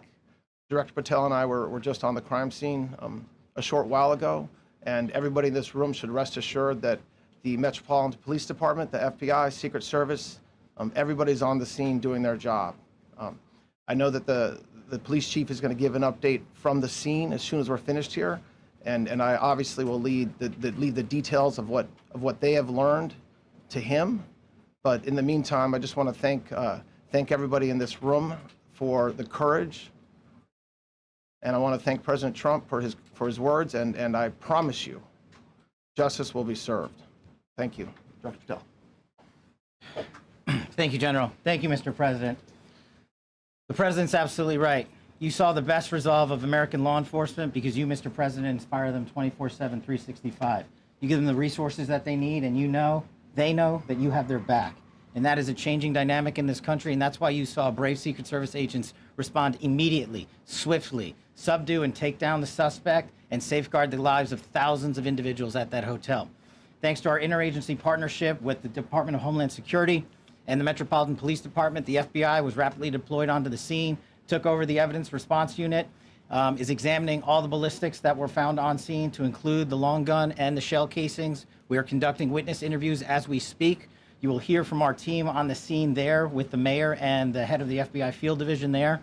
But please know what the Attorney General has just said reigns no truer. You saw the very best of America tonight. The very best unite us at a time of uncertainty because we have leadership here with the President and the Vice President that backs law enforcement. And the men and women that I shook their hands on the scene today could not have been prouder to show up on scene. And as the Attorney General said, make no mistake, we are conducting witness interviews. If you have any information whatsoever related to this event, 1-800-CALL-FBI. 1-800-CALL-FBI. No piece of information is too small. No piece of information is inadequate. We will evaluate it all. We will also be conducting interviews of those that were there. And if any of those individuals have information, please come forward to law enforcement or the FBI or the Metropolitan Police Department. We will be examining this individual's background thoroughly. That process has already started. And we are going to ensure that he was either a lone wolf actor or anyone else that was responsible. We will analyze all evidence immediately to make sure that we safeguard this country. Mr. President, Mr. Vice President, thank you for your leadership. Attorney General and Homeland Secretary Marlin, thank you for your partnership in law enforcement. Thank you. Okay, we'll do a couple and then we go to the chair. Madam Chairman, I just want to say you did a fantastic job. What a beautiful evening, and we're going to reschedule. Okay. And after that, it's very tough for her to ask a killer question, right? But you have done a fantastic job. Please. Mr. President, I appreciate it. As you mentioned, it all happened so quickly. And I wonder, especially because unfortunately you have experience with these sorts of threats, in that moment when you realized there was a threat and service agents were telling us to get down, can you describe what was going through your mind, how you were feeling in that moment? That's a very good question, actually. It's always shocking when something like this happens. It's happened to me a little bit, and that never changes. The fact we were sitting right next to each other, First Lady on my right, and I heard a noise and sort of thought it was a tray. I thought it was a tray going down. I've heard that many times, and it was a pretty loud noise. And it was from quite far away. He hadn't breached the area at all. They really got him. But so it was quite far away, but it was a gun. And some people really understood that pretty quickly. Other people didn't. I was watching to see what was happening. Probably should have gone down even faster. Melania was very cognizant, I think, of what happened. I think she knew immediately what happened. She was saying, "That's a bad noise." And we were whisked away along with other people, but we were really whisked away. And again, the performance of the Secret Service and the police, all of the law enforcement, I thought was really good. So it was very quick. There wasn't a lot of time to be thinking because it was a matter of seconds before we were out the door and gone into an area. We very much, and you wanted to too, we very much wanted to continue it because I don't like to let these sick people, these thugs, these horrible, horrible people change the fabric of our life, change the course of what we do. So we held out. You were there. We held out right till the end, but they didn't want to take a chance, and I understand there was protocol. But we're going to be doing one hopefully within the next 30 days or sooner, and I am ready, willing, and able. And I was all set to really rip it. And I said to my people, this would be the most inappropriate speech ever made if I said one. So I'll have to save it. I don't know if I could ever be as rough as I was going to be tonight. I think I'm going to be probably very nice. I'll be very boring the next time, but we're going to have a great event. And you did a fantastic job. Thank you very much. Peter, go ahead. Thank you, President Trump. There's a report in the New York Post that this assailant assembled his weapon somewhere on site at the hotel. What do you think about that? And I ask respectfully, why do you think this keeps happening to you? Well, you know, I've studied assassinations, and I must tell you, the most impactful people, the people that do the most, you take a look at the people, Abraham Lincoln, I mean, you go through the people that have gone through this where they got them, but the people that do the most, the people that make the biggest impact, they're the ones that they go after. They don't go after the ones that don't do much because they like it that way. And when you look at the people that have either, whether it was an attempt or a successful attempt, they're very impactful people. Just take a look at the names there, the big names. And I hate to say I'm honored by that, but I've done a lot. We've done a lot. We've taken this country, and we were a laughing stock for years, and now we're the hottest country anywhere in the world. We've changed this country. And there are a lot of people that are not happy about that. So I think that's the answer, Peter. And after Butler, your team for a while rethought outdoor events. Yeah. Do you think that you now need to rethink No. indoor Well, events? but then you just don't do events. No, I can't do that. I have to, it is what it is. We have to do it. The room was very, very secure. You know, he charged from 50 yards away. So he was very far away from the room. And what do you think you saw the video of how fast he was running? He was moving. He was really moving. And the reaction time was great. Boy, those guys, they had their guns drawn literally by the time he was there. They were shooting. That's right. I thought they were very impressive. And if I didn't, I'd let you know, I'm not going to be, I would not stand for that. No, I thought they were very impressive. Thank you, President Trump, and thank you for updating us on Thank the suspect earlier. Were you aware of any threats? Was your team aware of any threats beforehand? And do you believe you were the target of this tonight? I guess. I mean, these people they're crazy. they're crazy, and you never know. He was very far away from me. He had to go through a lot. We had resources all over. We had resources sitting at tables, literally in disguise, sitting maybe at your table. Who knows? But we had people all over the room. So he had a long way to go. That was really a first line of defense, and they got him. And they really, they acted incredibly. No, we've had no. There was no notification. We had no idea. Go ahead, Kevin. Any political motivations from this? Well, you never know. Now, we'll be able to tell you that maybe by tomorrow or the next day. He's in custody, and they're asking him a lot of questions. I guess they're going over, Todd, and they're already at his apartment. He lives in California. Yes, sir. And they're over there, so they'll be able to tell you. Thank you, Caitlin. President Trump, did the suspect say anything, or was he wearing anything that would allege some type of motive here? No, I mean, he was a guy who looked pretty evil when he was down. They had him down. He was fighting hard. He was in my opinion, a sick person. Who would do that but a sick person? But I think you're going to find everything about him. No reason to talk about it now. But tomorrow at this time, long before this time, you're going to know a lot of things about him. They seem to think he was a lone wolf, and I feel that too. Are you concerned about U.S. Secret Service protection ability? We saw several of the detainees take minutes to be escorted out the room. No, they acted very quickly. No, I was very impressed by Secret Service. I mean, I'm the one, and Mark Wayne, you would agree with that, I think.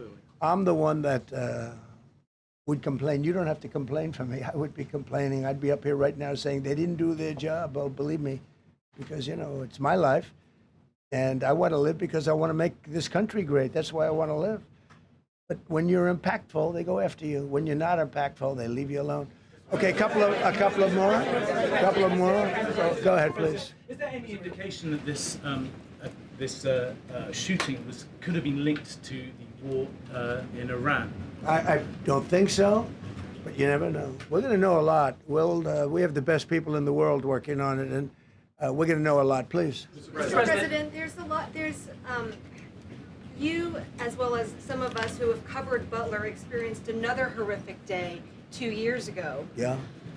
What felt similar? You had the First Lady with you today. What felt different? And you have another 2+ years in office. Are you concerned about something like this happening Well, I again? can't be concerned. I can only get great people. They did the job.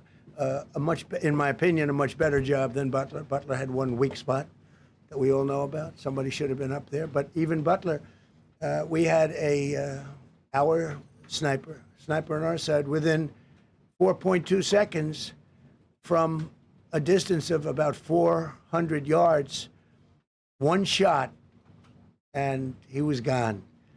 And if he didn't do it, now, he's David. His name was David. I say, hello, David, every time I see him. David, I like you very much, David. But think of that.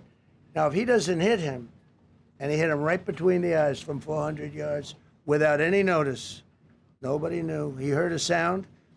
He looked over, and there was actually a tree that was somewhat in his way. You know the story very well. And he aimed, he fired. And if he didn't do that, beyond me, you would have had a lot more people killed. We lost one great person and 2 people very badly hurt. They're okay now. But no, that was so. In a sense, it was pretty amazing the job they did. But they did have that one weak spot, as you know. They should have had that covered. Tonight they had everything covered very quickly, and he was fast. He was running full blast, and they got him before they got any further. I was very far away. He hadn't anywhere close to breach the doors of the ballroom. The ballroom was sealed, and everybody in there. That's why once those doors opened, they didn't want to do tonight. If the doors weren't opened, we could have probably done it tonight, but I think we're much better off rescheduling. Yeah, please. Mr. President, for you and perhaps law enforcement as well, what is the level of confidence that this was a lone actor, and has the suspect made any statements to police while in custody? Yeah, I think it's just it's not my profession. We have great professionals up here and outside that have been working with us. My impression is he was a lone wolf, whack job. These are crazy people. And they have to be dealt with. We had that in the second attempt, as you know, and he's spending life in prison. Because if you let him out, they'll probably, if he serves 10 years or 15 years, you let him out, he'll probably try it again with somebody else. They're sick people. We have a lot of sick people. But you're going to know, I think very shortly, you're going to know, Todd, a lot about him. You're going to know a lot about him. Yeah, a couple of more. Yeah, please, go ahead. Are you concerned about political violence? This could be politically motivated. All violence. I'm concerned about everything. Look, but I can't be so concerned that you can't function. No, I'm here. It's a dangerous profession. I tell the story. Race car drivers, I think it's very dangerous. So if you take 1% and then take about 10% of 1%, just to break it down very easily, they die. So much less than 1%, 10% of 1%. I think bull riding is very dangerous. If you take about the same 10% of 1%, much less than 1%, but if you take presidents, it's 5.8%, and about 8% are shot at. So nobody told me this was such a dangerous profession. If Marco would have told me, maybe I wouldn't have run. Maybe I would have said, I'll take a pass. No, it's a dangerous profession, but I don't view it that way. Look, I'm here to do a job. It's part of the job. It is a dangerous, I can't imagine that there's any profession that's more dangerous.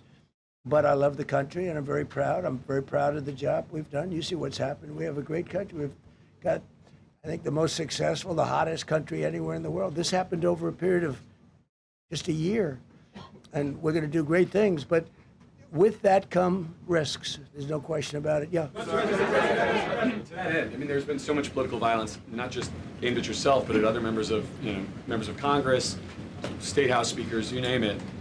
Is that just the cost of doing business to do politics in America anymore? Yeah, well, what does that say about our country? Too. We're not the only country. You look at this great violence with all countries. I was talking to somebody from another country today, and they have numerous assassinations of political figures all over the world. You look at South America, it's like some of the numbers are just horrific. It's dangerous. It's dangerous stuff, whether it's here or someplace else. No country is immune. No country. Good question. At this point?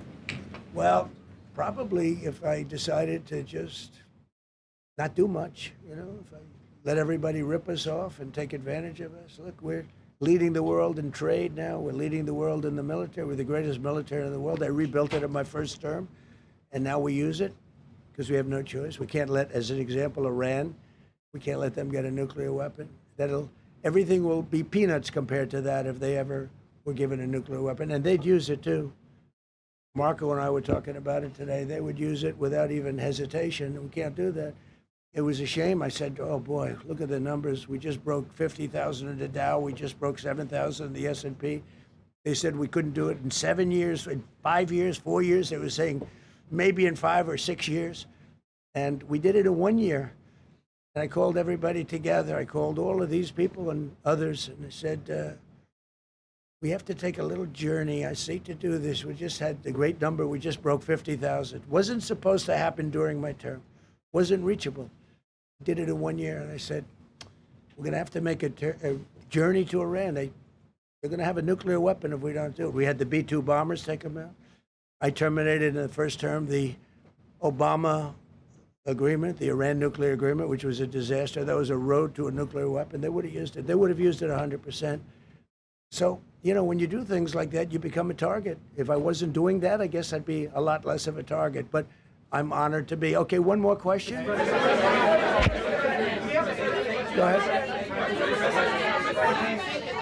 Yeah, go ahead. Thank you, President Trump. Thank you, President Trump. Do you know how the gun was brought into the hotel? And also, how does this event impact you as the leader of our country? Do you think it will change your I leadership? like not to think about it.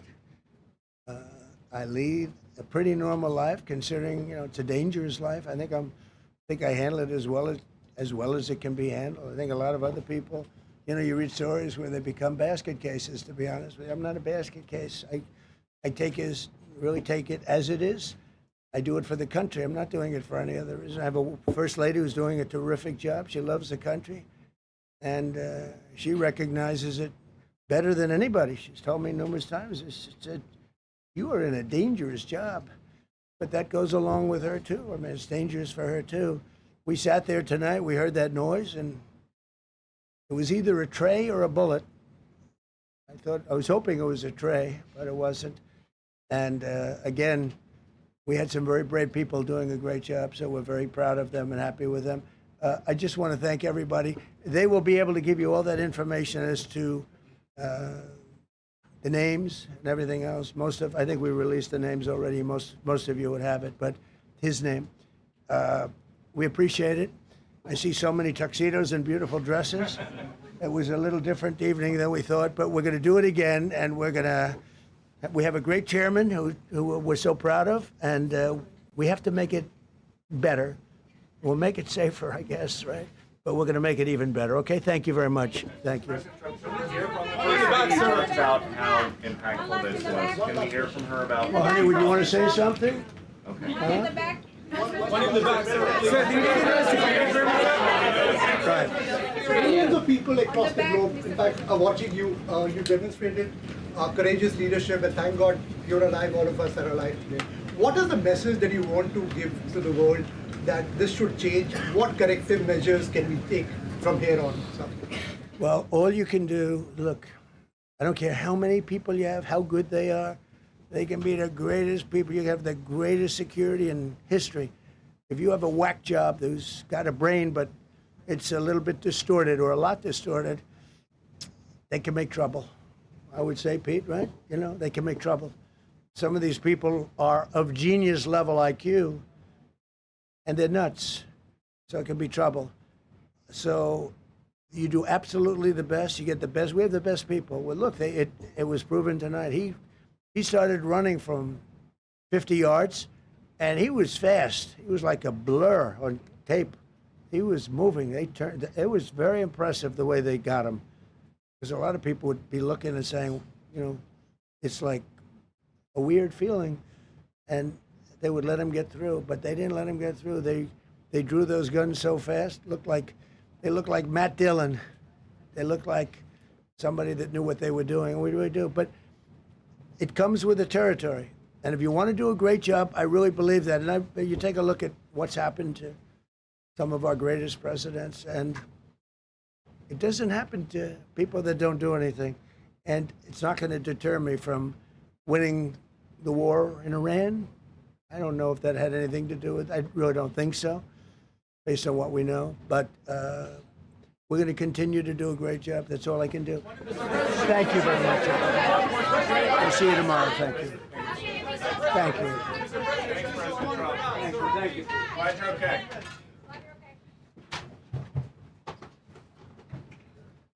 Okay, folks, that was the President of the United States, obviously, and we appreciate him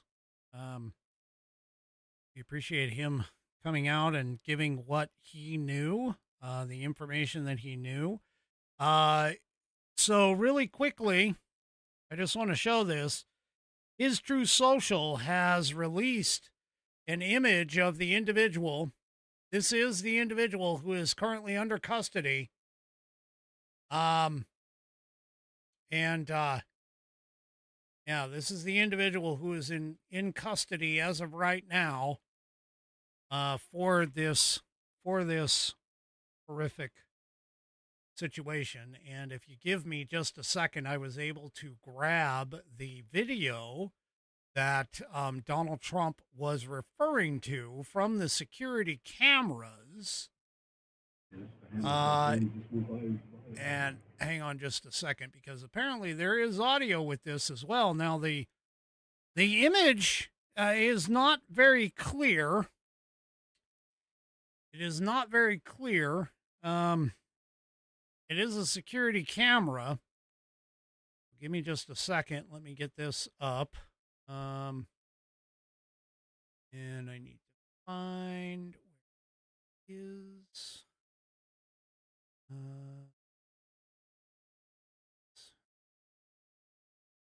So here is the security camera. And, yeah, bye-bye. So here is the security camera footage, and this is the best that I have. This is what was released on Truth Social and downloaded. So let's go ahead and take a listen to this. I don't know if anybody can see this, but he's basically, this is obviously they're at a security checkpoint. It's a little difficult to see, but off to the left there is a magnetometer, the metal detectors, and you'll see here in just a second. People talking.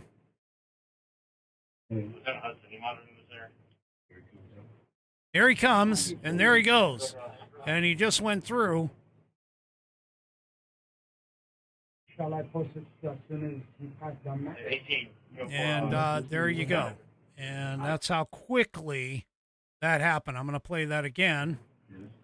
Obviously, the sounds that you're hearing is from the security folks in the security center. Here he comes. 5, 4. There he is. Right there. He's coming through. And yeah. There he goes. Shall I post it as soon as he passed down? So it didn't take long for them to eliminate the threat. Well, thank goodness that everybody is okay. And yeah. Anyway, all right, folks, I've been streaming for quite some time. I do appreciate you hanging with me on this momentous breaking news occasion. And that is it. That is it for this evening. I'm sure we'll get more information as time goes on over this individual. So that is it for me for this evening. Do me a favor, if you haven't already, head on over to rumble.com, get yourself an account, and it's free. And if you would search up the American Perspective channel and hit that green follow button to get notified every time I go live, I would appreciate it. Also, too, before you take off, give me those thumbs up, thumbs downs, or in the case of 3 Chevy, thumb sideways or even a thumb angle across all of my platforms, whether it's X, YouTube, Facebook, or, of course, the aforementioned Rumble. We will see you Monday. I'm sure I'll have more information for you on Monday. We'll see you on Monday, 5 p.m. Pacific, 8 p.m. Eastern Time, right here on American Perspective. Have a great rest of your evening, and good night, everybody.